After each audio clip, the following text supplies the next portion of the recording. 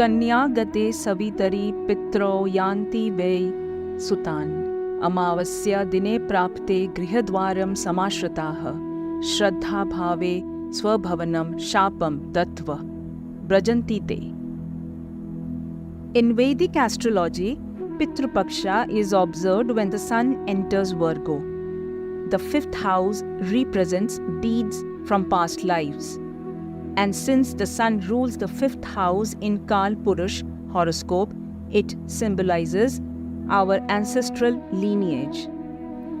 When the sun enters Virgo, all the ancestors come together and reach the doorstep of their sons and grandsons, that is, their descendants. Meanwhile, if their Shradh is not performed on Ashwin Amavasya, which falls during the Pitru Paksha, then they get angry and returns after cursing their descendants.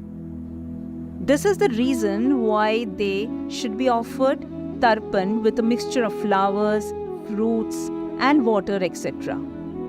And one should try to praise and satisfy them as per their strength and capacity.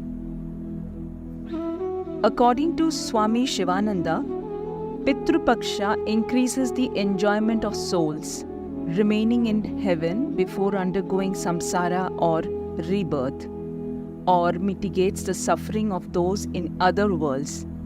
In the case those souls took another birth immediately after their deaths, Shradh adds to their happiness in their new birth. All the souls are ancestors of someone who are alive today. In Vedic astrology, they are referred to as Pitra, forefathers. A restless soul can cause many problems to his successors. In astrology, it is called PITRA Dosha. According to the Vedas, every individual has 3 debts to be paid off. Firstly, of the Devtas, Devrin. Secondly, of Guru and teachers, Rishirin. And thirdly, of ancestors, Pitrarin. From the scientific point of view, Devtas represent people with Devic qualities. Teachers, the ones who have taught us, and Pitra, 3 generations of our ancestors. Rin from scientific point of view would mean unfinished desires or tasks. The rituals can be seen scientifically as a way to detoxify the mind by releasing feelings of guilt associated with the unresolved deeds of our ancestors. Debt refers to the unfulfilled desires of our ancestors that were not realized during their lifetime.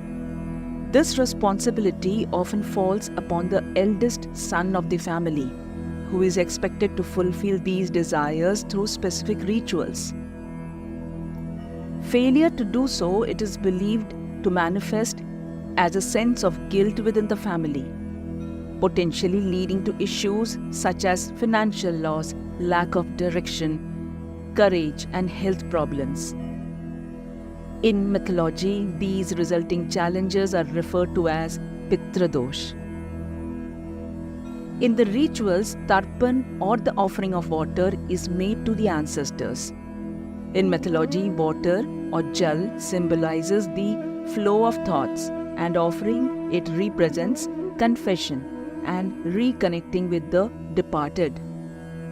The act of tarpan is intended to purify the mind and cleanse feelings of guilt. Tarpan is performed after the desires of the ancestors have been fulfilled by the individual conducting Shradh. Tarpan and Arpan on the day of Shradh symbolize reconnecting with our consciousness and conveying that all unfinished tasks have been completed, allowing us to release lingering guilt from our minds. Offering and making food which was liked by our ancestors on that day is just to remember and pay respect to them. Pintan is a ritual that symbolizes the medicinal method of releasing oneself from guilt. According to Ayurveda, the 4 offerings used in the ritual, black sesame seed, jawar, kusha grass, and boiled rice, are believed to detoxify our mind, transforming it into a sattvic state by removing the rajas and tamas influences. If guilt persists despite repeated shraddhs, it is recommended to take a spiritual retreat during the shraddh period, distancing oneself from worldly desires for a few days to the ritual. This is the essence of going to Gaya. Such a retreat serves as an incubation period for the troubled mind, helping to calm disturbances and allowing the purified state of mind to confess and heal. It is believed that once a Shraddh or Gaya Shraddh is successfully performed, there is no need to continue performing Shraddh rituals. Once the guilt is resolved, the mind no longer requires further detoxification.